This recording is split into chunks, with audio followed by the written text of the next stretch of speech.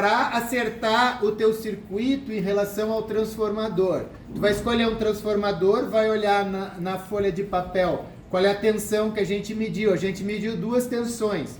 A tensão AC, que é a tensão aberta, essa tu joga fora, não vai servir para nada.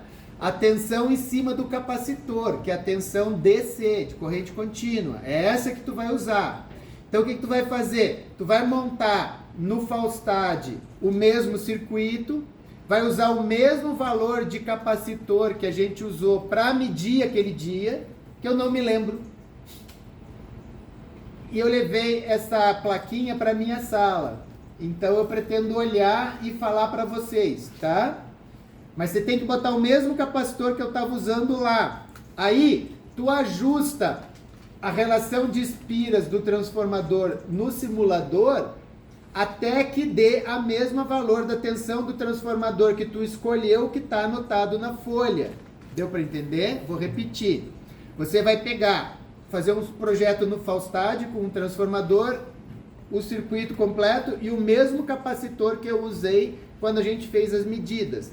Aí tu vai escolher um dos transformadores, vai pegar o valor AC e jogar fora, vai pegar o valor medido no capacitor, que está escrito ali, e esse valor, tu tem que ficar ajustando o número de espiras no teu projeto do Falstad até que dê o mesmo valor em cima do capacitor simulado que tu está usando lá.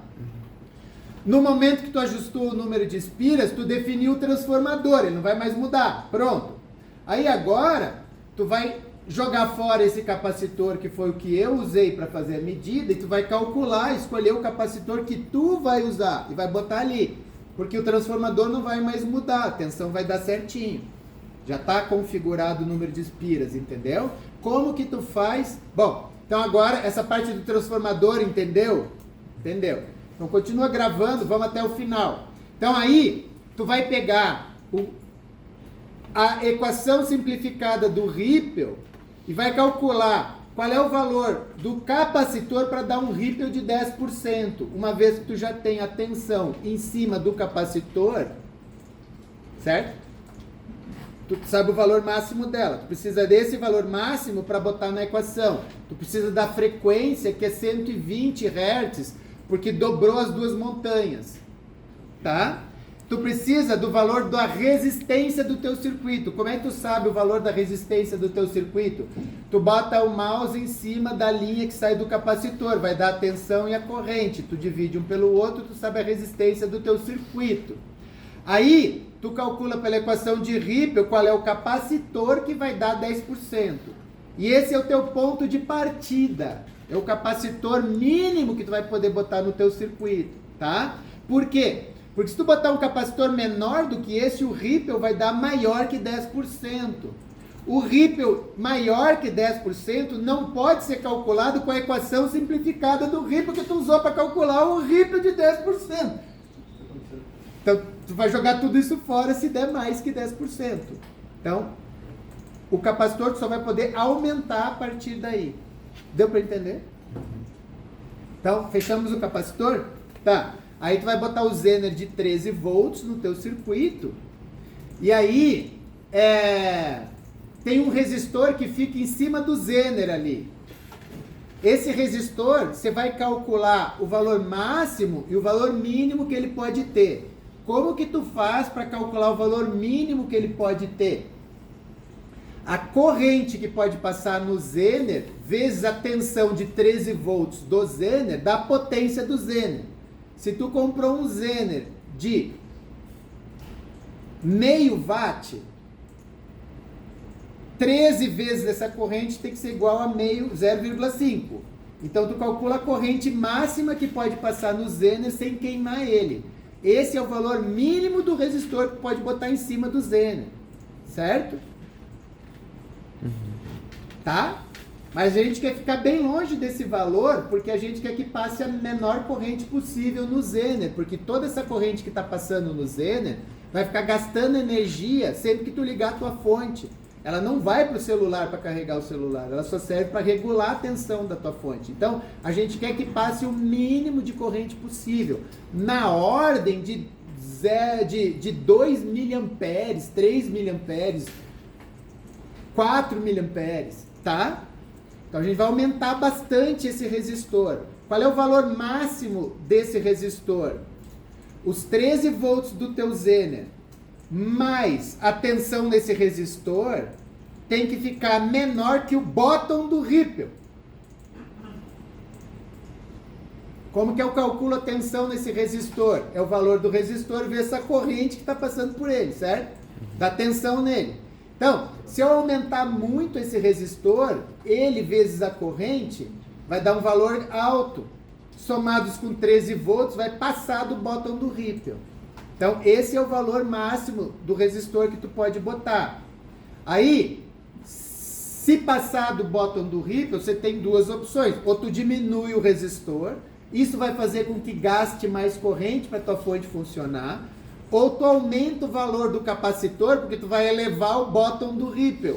Entenderam? Ou os dois. Então, se tu aumentar o valor do capacitor, tu vai pagar mais caro. O custo fixo da tua fonte vai ser mais caro.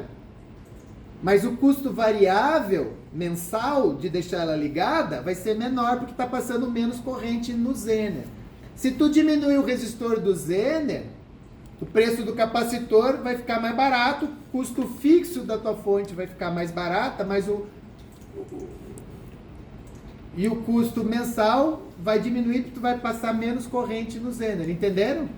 Então, como tu justifica as escolhas que tu fizer? Tu vai dizer assim, o meu cliente ia usar pouco esta fonte, portanto, o custo variável não importa, o custo fixo é o que importa. Ou eu vou vender esta minha fonte numa propaganda enganosa que vai enganar o meu cliente dizendo que ela é mais barata que as outras e vai mascarar o custo mensal e ele que vai pagar mesmo, né? Ele vai comprar a minha que é mais barata. Depende da estratégia de marketing que tu quer fazer, entendeu? É assim que tu justifica. Eu escolhi por causa disso. Mas tem que ter uma razão, não pode ser copiei do Simões. O meu amigo da elétrica falou para usar esse valor, tá? Aí, então, vocês entenderam como ajusta o resistor do Zener. Ele vai ter um máximo e um mínimo. O valor ideal, assim, é ficar entre 600 e 800. Mas tu pode chegar até 1K. Eu cheguei a 1K de boas, assim, aumentando o capacitor para 1 microfarad. Tá? Aliás, 1000 microfarads. Tá bom? A partir daí, tu vai comprar o potenciômetro e o resistor que fica embaixo do potenciômetro. A partir dos 13 volts do Zener, o potenciômetro ele vai selecionar uma tensão intermediária para dar a voltagem da saída. Então, a voltagem da saída, ela precisa ligar a base do transistor. Então, a voltagem da saída tem que ser sempre 0,7 volts mais baixo do que a base do transistor. Tu vai partir dos 13 volts do Zener. Então, o máximo que tu vai conseguir chegar na saída é 12,3. Entenderam? Só que o potenciômetro, ele raramente chega no zero. Se tu forçar bem ele para cima assim, ele vai ter uma mini little resistênciazinha assim. Então vai dropar para 12,2, 12,1,5 assim, o que tá perfeitamente bom porque tu tinha que atingir 12. Tudo bem? Quando tu montar na protoboard, vai ter mais contatos. Então é bom ter um coeficiente de cagaço grande aí, para poder jogar, tá? Mas a gente entende que aí tu dá uma ajeitadinha ali, uma futucadinha, limpa a perna, enfia de novo, tu acaba chegando nos 12 que tu queria, tá? E o mínimo, tu vai virando o potenciômetro para baixo e ele vai chegar em zero, e aí vai dar zero na saída.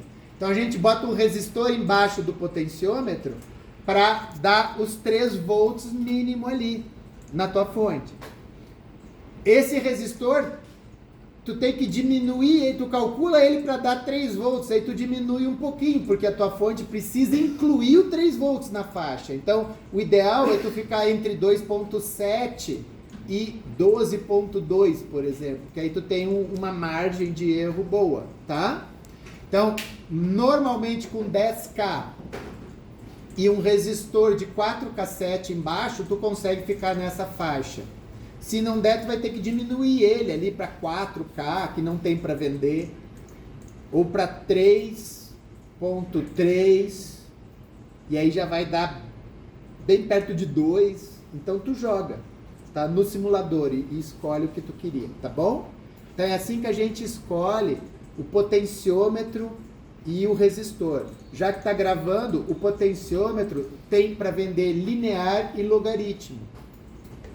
Então quem é retardado o suficiente para comprar uma coisa que se chama logarítmica, certo? Então compre um potenciômetro linear. Se não tiver para vender, dá para fazer com logaritmo, mas o que vai acontecer com logaritmo é que tu vai aumentando devagarinho a tensão, quando ela chega em 7, 8, 9, 12. Entendeu? Então tu fica com um ajuste fraco lá para cima e um ajuste bom perto do 3, assim. Então vai demorar para chegar no 4, no 5, no 6 e blá, blá, 12. Significa ser logaritmo, entenderam? Então compra o linear, pelo amor de Deus. E aí a última coisa que eu queria dizer é que eu vou testar a fonte de vocês com um resistor de 120 ohms, que vocês não precisam comprar e vocês não precisam botar no seu projeto, tá? Se tu ligar o resistor de 120 ohms muito tempo, com esses transformadores ali da mesa, que dão 24 e não 16 volts, como a gente estava no nosso simulador, provavelmente você vai queimar o transistor, que ele vai aquecer demais. Para não queimar o transistor, você mede rapidinho, tá? Funcionou com 120, tá bom.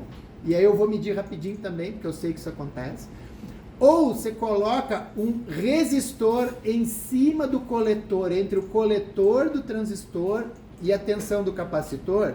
Você coloca um resistor bem pequenininho ali, na ordem dos 50 ohms, 20 ohms, 30 ohms, porque esse resistor vai puxar mais da metade da potência que estava sozinha no transistor, ele vai puxar para ele, vai dividir.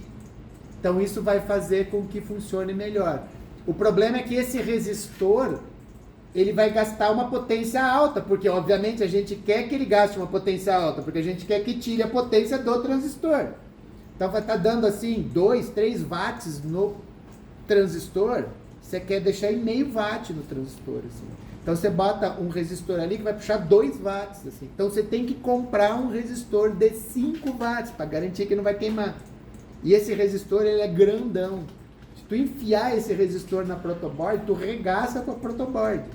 Então, pelo amor de Deus, solda um fiozinho pequenininho dele assim, daqueles fiozinhos que tem ali dentro da caixa, e só enfia os fiozinhos na protoboard. Se tu enfiar as pernonas desse resistor ali, ele vai esquentar, ele periga derreter o plástico da protoboard, inclusive, tá? E não segura ele na mão quando vocês ligarem, porque vai doer até o siso de vocês, tá? Deu para entender? Então é isso. Partir pro abraço.